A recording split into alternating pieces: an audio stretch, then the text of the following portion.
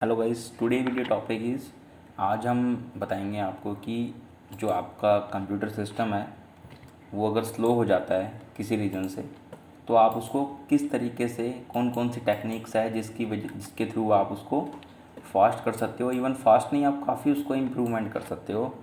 For example हम यहाँ पे देखते हैं कि कोई जैसे बड़ी एप्लीकेशन अगर हमने रन करी तो हमारे सिस्टम की जो परफॉर्मेंस है काफ़ी डाउन हो जाती है। तो उसका सॉल्यूशन एक ही है कि आप अपने सिस्टम को ऑप्टिमाइजेशन करो। हाँ, सॉल्यूशन सेकंड, फर्स्ट सॉल्यूशन तो प्रायोरिटी पे ये रहना चाहिए कि आप हार्डवेयर अपग्रेडेशन कर दो, लेकिन हार्डवेयर अपग्रेडेशन से भी ज़्यादा है कि आपके पास जो रिसोर्सेज हैं उसको यूज़ करके आप उसमें मैक्सिमम उसका यूटिलाइजेशन करो, क्योंकि जो मैक्सिमम यूटिलाइजेशन है आपके जो हार्डवेयर का, वो ऐसी एप्लीकेशन बैकग्राउंड के अंदर कर रही है जिनका आपको पता भी नहीं है। तो कोई बड़ी एप्लीकेशन जब आप रन करते हो अपने सिस्टम पे, फॉर एग्जांपल एंड्रॉयड स्टूडियो, तो ये काफ़ी ज़्यादा लाइक मेमरी या रैम यूज़ करता है, सीपीयू यूज़ करता है। तो उन सब चीज़ों से ओवरकम करने के लिए सबसे पहला स्टेप है आपको रन कमांड पे रन करना है। वहाँ पे लिखना है MSCONFIG, MS config। तो MS config ओपन करने के बाद आपको सबसे पहले जाना है बूट पे। बूट में जाने के बाद आपको एडवांस ऑप्शन के अंदर जाना है। एडवांस ऑप्शन के जाने के बाद आपको बूट एडवांस ऑप्शंस दिखेंगे, वहाँ पे नंबर ऑफ़ प्रोसेस पे जाना है आपको। नंबर ऑफ़ प्रोसेस के अंदर जाने के बाद आपको सिलेक्ट करना है इस जितने आपके सिस्टम में कोर्स अवेलेबल रहेंगे उसके डबल आपको यहाँ पे प्रोसेसर दिखेंगे। लाइक फॉर एग्ज़ाम्पल अगर आपका डुअल कोर प्रोसेसर है तो आपको यहाँ पे 4 कोर दिखेंगे, बिकॉज ऑफ इसमें हाइपर थ्रेडिंग इनेबल है। तो हाइपर थ्रेडिंग क्या होती है कि आपके सिस्टम के जो हार्डवेयर होता है उसको डबल कर देता है। ठीक है, तो इसमें हाइपर थ्रेडिंग इनेबल है, तो आप इसमें 4 कोर दिखेंगे। तो जितना भी मैक्सिमम दिखे आप उसको यहाँ पे इंक्रीज़ कर लीजिए, इंक्रीमेंट कर लीजिए, सेलेक्ट कर लीजिए। उसके बाद जो मैक्सिमम मेमोरी आपके सिस्टम की है उसको यहाँ पे इंक्रीज़ कर लीजिए। उसके बाद इसको ओके कर दीजिए, ओके कर दीजिए और इसको एग्ज़िट विदाउट रीस्टार्ट कर लीजिए। इसके बाद हम क्योंकि और भी चीज़ें करेंगे तो उसमें फिर रीस्टार्ट करने में प्रॉब्लम आएगी। तो हमारा नेक्स्ट स्टेप क्या है, हम विंडोज़ में जाते हैं। सबसे नीचे जाने के बाद हम यहाँ पे विंडोज़ के अंदर जाने के बाद हम यहाँ पे सर्च करते हैं विंडो एडमिनिस्ट्रेटर टूल।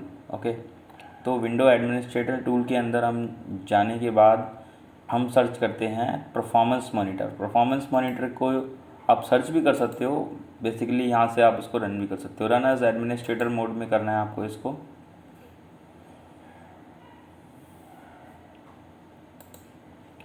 तो ये प्रोग्राम यहाँ पे स्टार्ट हो चुका है। ये आपको रियल टाइम आपकी जो physical disk, network interface, memory, सारा कुछ आपको यहाँ पे रियल टाइम दिखाएगा। उसके बाद आप यहाँ से परफॉर्मेंस मॉनिटर भी कर सकते हो अपने हार्डवेयर का। ओके, तो अब हमारा मेन है कि हमें अपने सीपीयू की जो परफॉर्मेंस है उसको इंक्रीमेंट करना है, और हमारी जो रैम है उसका हमें मैक्सिमम यूटिलाइजेशन करना है। फोर से अगर आपके पास 16 GB की रैम है या आपके पास 8 GB की रैम है और आपको अभी सिस्टम में ये प्रॉब्लम आ रही है आपके कि आपको अच्छी प्रोसेसिंग पावर नहीं मिल पा रही है और आपका सिस्टम हैंग हो रहा है। ओके, तो उसका एक सॉल्यूशन ये है कि आप इसके अंदर डेटा कलेक्टर सेट में जाइए, इसको आप एक्सपेंड कीजिए। उसके बाद आप यूज़र डिफ़ाइन पे क्लिक कीजिए। जब आप यूज़र डिफ़ाइन पे क्लिक करोगे तो ये जो ब्लैंक एरिया आपको दिख रहा है यहाँ पे, उसमें जाने के बाद आप उसमें राइट क्लिक करेंगे, न्यू पे जाएंगे। उसके बाद डेटा कलेक्टर सेट क्रिएट करेंगे। तो उसमें मैं इसका नाम दे देता हूँ एक्सटेंडेड सीपीयू। ओके, तो उसके बाद हम इसे क्रिएट मैनुअली क्रिएट करेंगे। नेक्स्ट करेंगे। नेक्स्ट करने के बाद हम जाएंगे परफॉर्मेंस काउंटर पे। परफॉर्मेंस काउंटर पे जाने के बाद हम इसको नेक्स्ट करेंगे। फिर हम यहाँ से ऐड बटन पे क्लिक करेंगे। ऐड बटन पे क्लिक करने के बाद हमारे पास इस तरीके से चीज़ें खुल जाएंगी। तो हमारे पास सबसे पहले जो प्रोसेसर सेलेक्ट होकर आ रहा होगा उसमें जो हमने अभी पीछे 4 कोर इनेबल किए थे तो वो यहाँ पे आ गए हैं। तो यहाँ पे 0 1 2 3 की फॉर्म में यहाँ पे ये डेटा दिखा रहा है। तो हम यहाँ पे टोटल पे क्लिक करके इसको ऐड कर लेंगे। पहले यहाँ पे देखिए ऐड हो गए हैं प्रोसेसर, जो हम अपना डेटा कलेक्टर सेट बना रहे हैं अब न्यू। उसके बाद हम इसके जस्ट ऊपर जाएंगे स्क्रॉल करके, यहाँ पे आपको दिखेगा प्रोसेसेस के अंदर जाने के बाद इसको आप एक्सपेंड करोगे। एक्सपेंड करने के बाद आपको यहाँ पे थ्रेड काउंट में जाना है। थ्रेड काउंट पे आपने क्लिक किया। थ्रेड काउंट पे क्लिक करने के बाद आप टोटल इंस्टेंस पे इसको ऐड कर दोगे। अब इसका मतलब क्या है पहले वो थोड़ा सा समझ लेते हैं।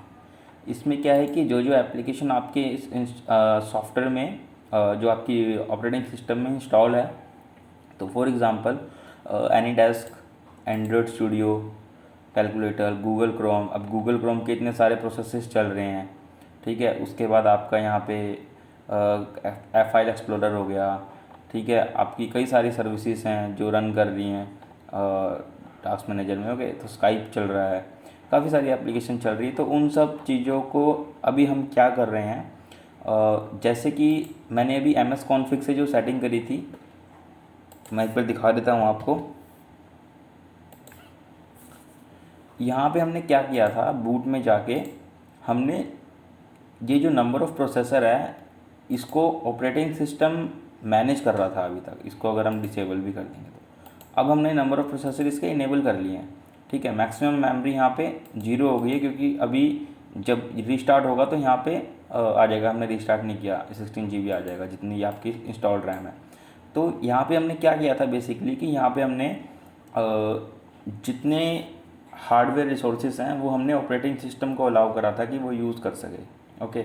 तो अब इसके बाद हम क्या कर रहे हैं, अब हमारे पास ऑपरेटिंग सिस्टम यानी कि जो हमने ऑपरेटिंग सिस्टम डाल रखा है, फॉर एग्जांपल हमने अभी विंडोज़ 10 डाल रखी है, तो विंडोज़ 10 को हमने एक्सेस दे दिया कि full memory usage and full processor usage हमारा कर सकता है, ओके। तो उसके बाद हमने क्या कर रहे हैं, अब हम अपने जितने भी हमारे एप्लीकेशंस है, OS तक तो बात ठीक है, अब आपका ऑपरेटिंग सिस्टम फास्ट चलेगा नेक्स्ट स्टार्ट पे। लेकिन अगर आपकी जो अब मेन काम तो क्या एप्लीकेशन फास्ट करनी है, ठीक है। तो जितनी भी एप्लीकेशन आपके सिस्टम में इंस्टॉल्ड है वो सारी एप्लीकेशन अब आपकी फास्ट हो जाएगी। कैसे?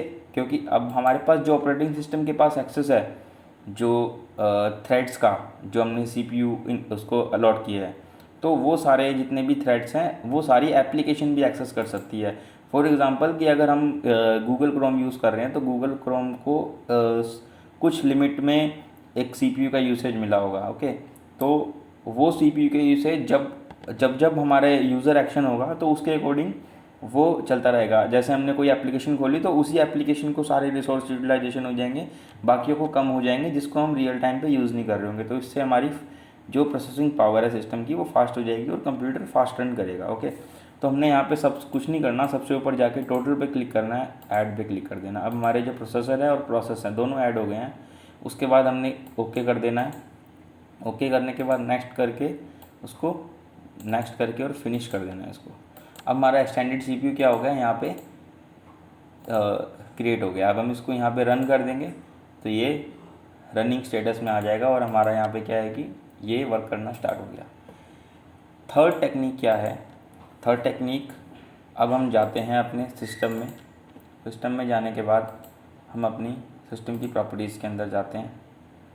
प्रॉपर्टीज़ में जाने के बाद यहाँ पे एक्चुअली एडवांस, ये आपकी विंडोज़ 10 में आपको ये विंडोज़ की सेटिंग खुलेगी। उसमें राइट साइड में ऑप्शन आ रहा होगा सबसे नीचे, आपको ये second last advance system setting पे जाना है। उसके बाद आपको क्या करना है, एडवांस सिस्टम सेटिंग में जाने के बाद यहाँ पे एडवांस टैब में जाना है। उसके बाद आपको यहाँ पे परफॉर्मेंस दिखेगा। परफॉर्मेंस पे जाने के बाद आपको सेटिंग पे क्लिक करना है। सेटिंग पे क्लिक करने के बाद आपको यहाँ पे फिर से एडवांस में जाना है।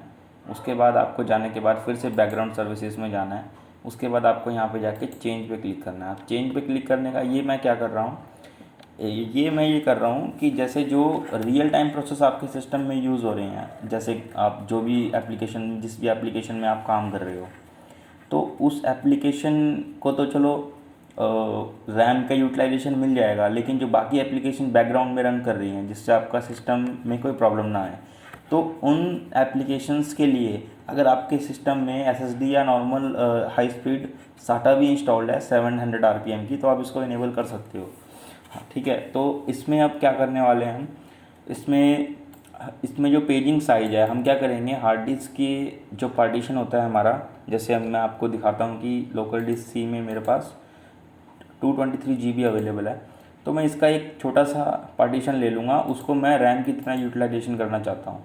तो मैं हार्ड डिस्क से एक छोटा सा साइज़ ले रहा हूँ जो अभी यहाँ पे सिस्टम मैनेज दिखा रहा है, तो मैं इसको यहाँ पे कस्टम साइज कर देता हूँ। जो आपकी रैम है जितनी, उसका आप डबल कर दो यहाँ पे। 4 से आपकी रैम है 8 GB, तो आप इसको 16 GB कर सकते हो। तो 16 GB के लिए आपको कैलकुलेट करके डाल दीजिए, या फिर आप इसको अप्रॉक्सीमेटली भी डाल दो, कोई प्रॉब्लम नहीं है।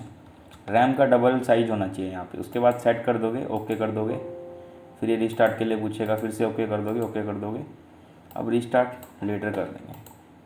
तो अब क्या है कि आपका प्रोसेस पूरा कंप्लीट हो चुका है। अब आप नेक्स्ट रिस्टार्ट पे जितनी भी आपकी एप्लीकेशंस हैं वो अच्छे से काम करने लगेगी।